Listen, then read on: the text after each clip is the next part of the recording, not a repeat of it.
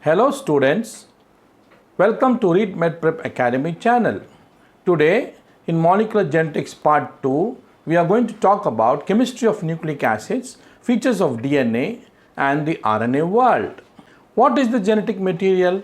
The genetic material is identified as DNA or RNA. Where is the DNA found? The DNA is found in the nucleus of the eukaryotes and the nucleoid of prokaryotes. You can see here that the eukaryote cell consists of the nucleus where the nucleic acid is present. In a prokaryote, there is a place called nucleoid where the DNA is in the form of a folded molecule. What are nucleic acids? The study of chemical structure of nucleic acid molecules has shown generally nucleic acids are a long chain polymers of repeating subunits called nucleotide. One strand of DNA when you take will have millions of nucleotides. What does a nucleotide contain? Each nucleotide subunit is composed of three parts: a nitrogenous base, a 5-carbon sugar, the pentose sugar, and a phosphate group. Here you can see a nucleotide consists of a phosphate, a sugar, and a nitrogenous base. All the nucleotides join together to form a polymerized chain.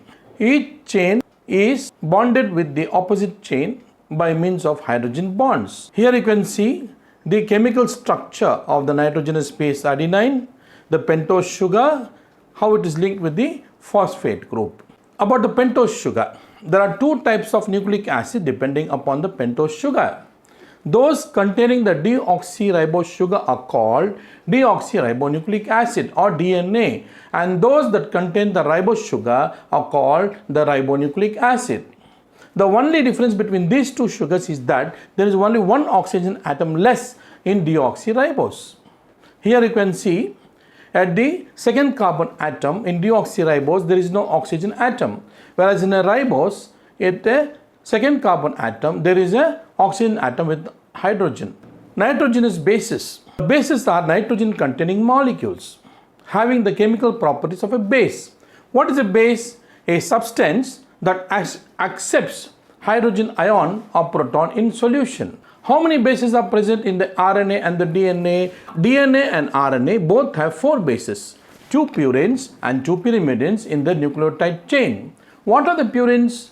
2 of the bases are adenine and guanine, represented as A and G. They have double carbon nitrogen ring structures and they are called purines. Here you can see the structure of adenine on the left side and the structure of guanine on the right side. What are pyrimidines? The pyrimidines are 3 bases: thymine, which is represented by T, cytosine, which is represented by C, and uracil, that is represented by U. They have a single ring structure and these are called pyrimidines. Here you can see the structure of cytosine. The thymine is present only in the DNA, and the structure of the uracil. Uracil is present only in the RNA. Thymine is unique to DNA and uracil is unique to RNA.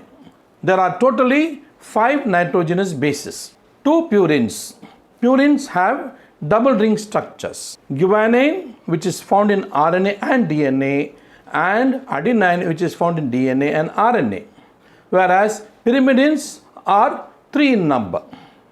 The cytosine is found in DNA and RNA, whereas the thymine is found only in DNA and the uracil is found only in the RNA. Now coming to the phosphate functional group, it is derived from phosphoric acid, H2PO4, has 3 active hydroxyl groups, of which 2 are involved in strand formation. Here you can see the structure of the phosphate group.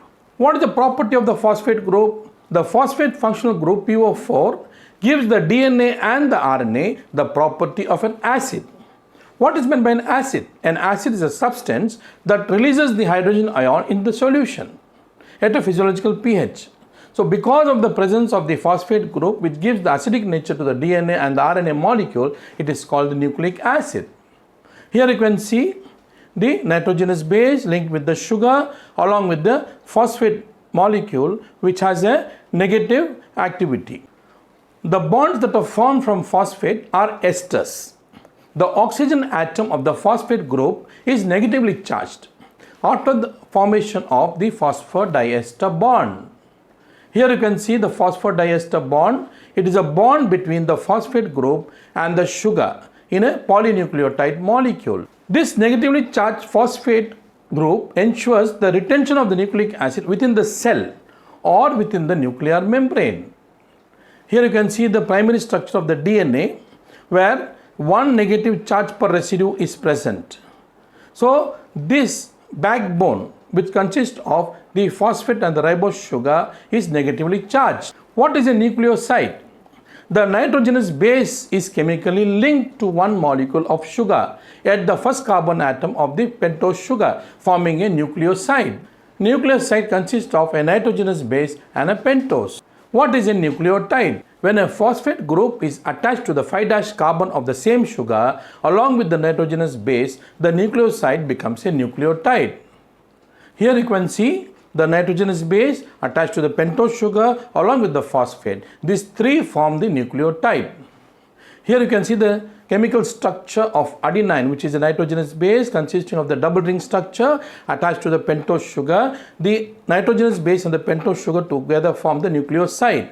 When it is attached with the phosphate group, it becomes adenosine monophosphate, which is a nucleotide. Polymerization of nucleotides. The nucleotides are joined together or polymerized by the condensation reaction to form a polynucleotide chain. How polymerization occurs? The hydroxyl group on the 3' carbon of a sugar of one nucleotide forms an ester with the phosphate of another nucleotide. Here you can see on the left lower side a nucleotide where the phosphate is attached at the 5' carbon, and this nucleotide gets esterified with 3' carbon of the another nucleotide. So a dinucleotide is formed. This phosphodiester bond condenses when further molecules are added and a polynucleotide chain is formed. Here you can see the 5' phosphate group on one side and the other side the 3' hydroxyl group, and a chain of polymerized DNA is formed. What indicates the polarity of a strand?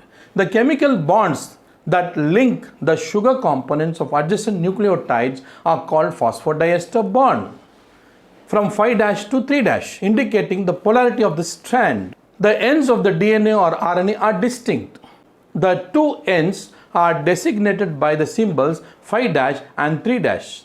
What does 5' refer to? Carbon in the sugar to which a phosphate functional group is attached. What is 3' referred to? The symbol 3' refers to the carbon in the sugar to which the hydroxyl functional group is attached. Now coming to the polarity, what is the 5' end? Where the 5' carbon at one end of the molecule has a phosphate group. 3' end, where the 3' carbon at the other end of the molecule has a hydroxyl group. You can see in the structure below that the 5' end has the phosphate group called the phosphoryl end, and on the left side you can see the 3' end, which is called the hydroxyl end, which has the hydroxyl group.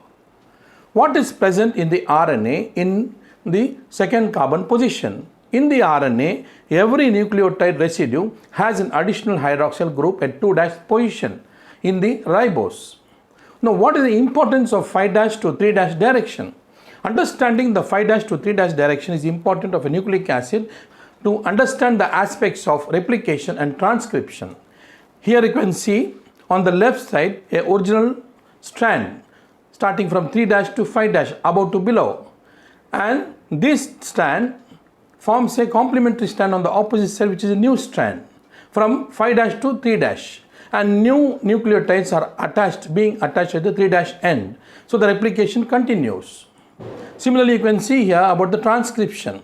You can see the above strand, which is 5' to 3', and the complementary molecule of RNA that is formed. Similarly, the lower strand you can see the opposite direction, 3' to 5', and the strand that is formed of the RNA is from 5' to 3'. So this helps in the studying the transcription.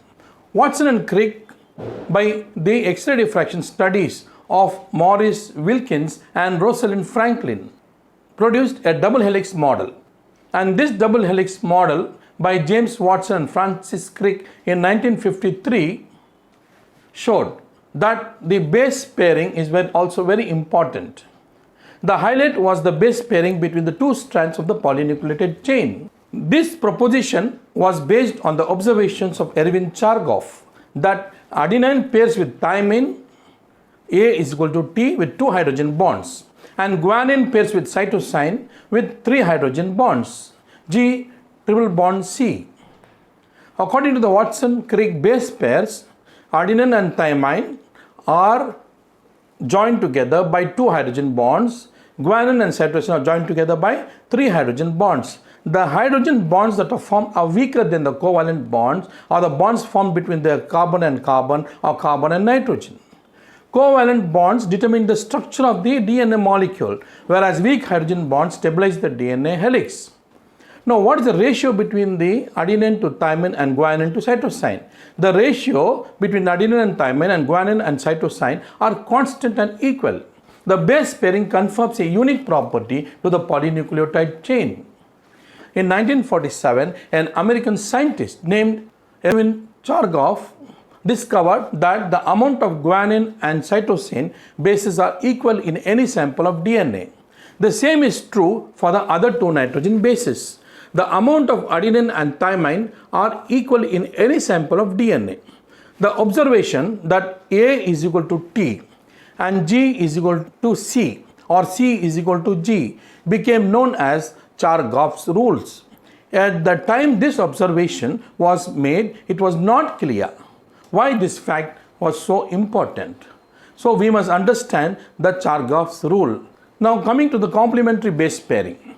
The base pairing are said to be complementary to each other. That is, if the sequence of bases in one strand is known, then the sequence in the other strand can be easily predicted. For example, you can see the above strand from 5' to 3', AA, TT, GG, CC. We must know that adenine pairs only with thymine and thymine pairs only with adenine.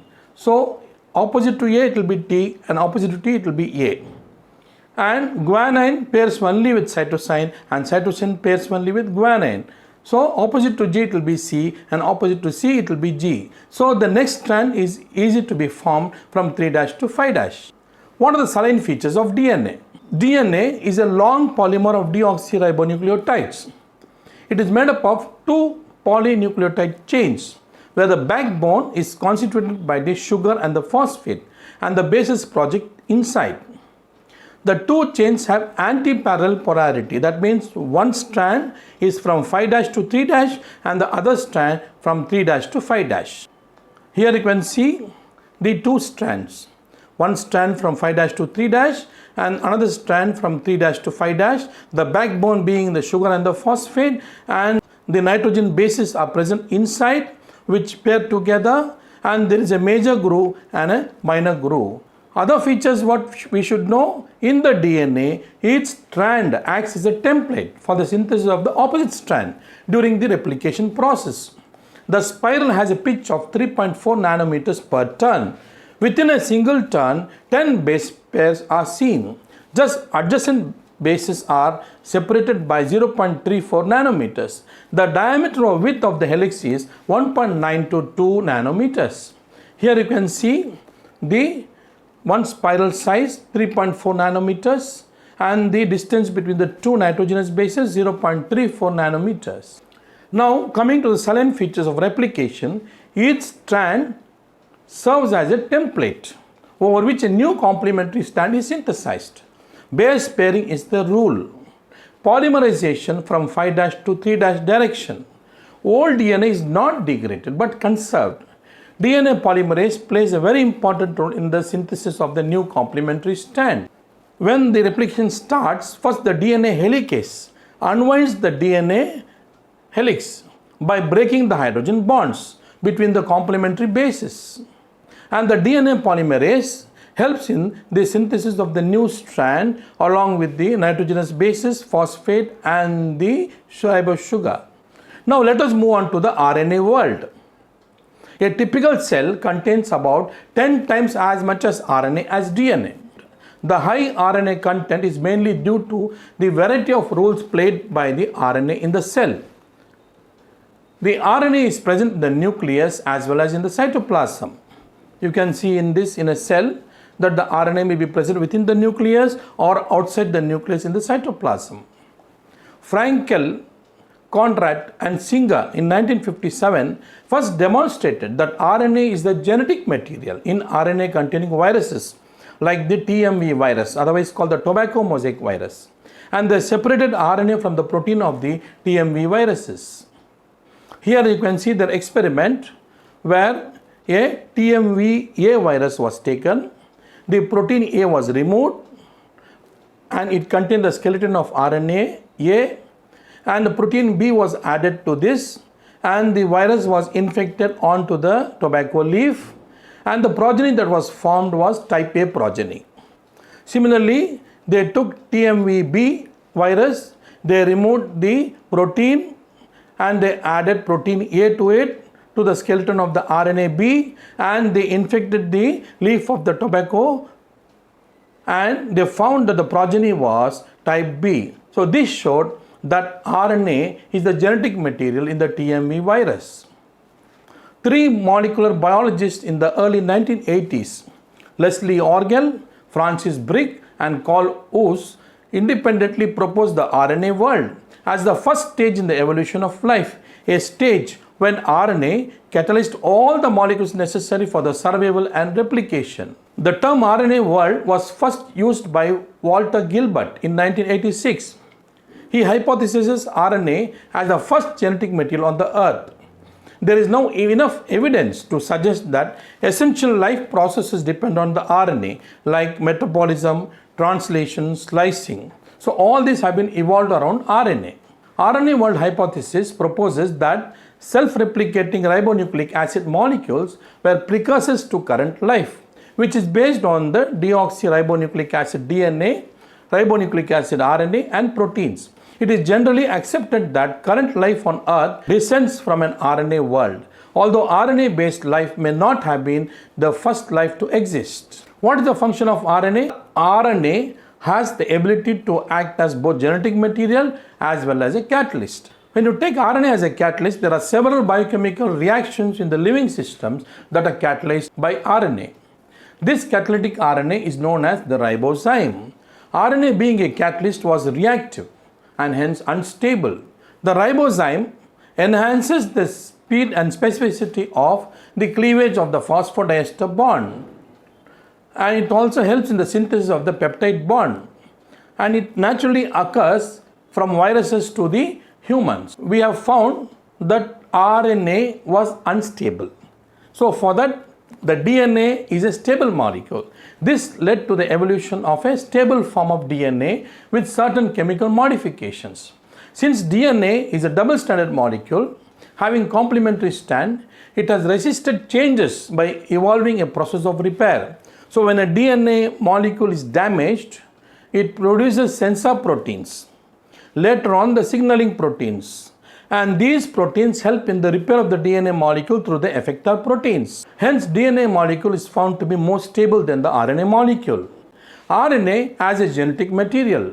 Some RNA molecules function as gene regulators by binding to DNA and affect the gene expression. Some viruses use RNA as a genetic material. Here you can see that when a virus enters into a host cell having the RNA as the template, multiplies or replicates and forms multiple RNA copies. And these multiple RNA copies again get incorporated into new viral molecules, and the viruses are released by the lysis of the cell. Here you can see a RNA virus like the HIV, where once the virus genome enters into this host cell, it gets incorporated into the host DNA, and it forms a template and forms more large number of viral RNAs, and new viruses are formed. It sometimes also alters the physiology and the effectiveness of the host cell. Andrew Fire and Craig Mello, who were the recipients of Nobel Prize in 2006, were of the opinion that RNA is an active ingredient in the chemistry of life. Now coming to the types of RNA, there are three types of RNA. One is messenger RNA called the mRNA, transfer RNA called the tRNA, and the ribosomal RNA called the rRNA. Transfer RNA, the shape is clover leaf shape. It has a D loop, an anticodon loop, and a T loop. Between the anticodon loop and the T loop is a small loop called the variable loop. And there is an acceptor stem and a 3'N where the amino acid gets attached and is brought to the ribosomal RNA. Here you can see the messenger RNA, which is a linear structure. It has a central coding region on the right side. The 3'N is the stop site, and at the 5' site is the start site. And on the 3' site, it's a 3' poly A tail is present, and on the 5' site, it has a 5' cap. Now this is the study of the ribosomes, where the ribosomes are present attached to the nuclear membrane, or sometimes attached to the Golgi apparatus or the other organelles within the cell, or it can be free inside the cytoplasm. This ribosome consists of the ribosomal RNA, and it has two parts, the upper larger part and a smaller lower part. Between the larger and the smaller part, the messenger RNA goes and integrates. And on this, the transfer RNA brings the amino acids and accumulates on the surface, and a polypeptide chain is formed, which is released from the ribosome. So the differences between the three types of RNAs: messenger RNA is used as a template to make proteins. It carries instructions for the polypeptide synthesis from nucleus to the ribosomes in the cytoplasm. In the ribosomal RNA makes up the ribosomes. It forms an important part of both subunits of the ribosome. Transfer RNA matches the amino acids to the messenger RNA to help make proteins. So the transfer RNA carries the amino acids to the ribosome and matches them with the coded messenger RNA message. So today we discussed in Molecular Genetics Part 2 the chemistry of nucleic acids, the saline features of DNA, and about the RNA world. Thank you. Kindly subscribe, like, share and comment to channel Read Med Prep Academy. Log on to www.readmedprepacademy.com. Our Facebook ID is Read Med Prep Academy. Our email is readmedprepacademy@gmail.com. Kindly post your questions in the comment box. We will reply with appropriate answers. Thank you very much.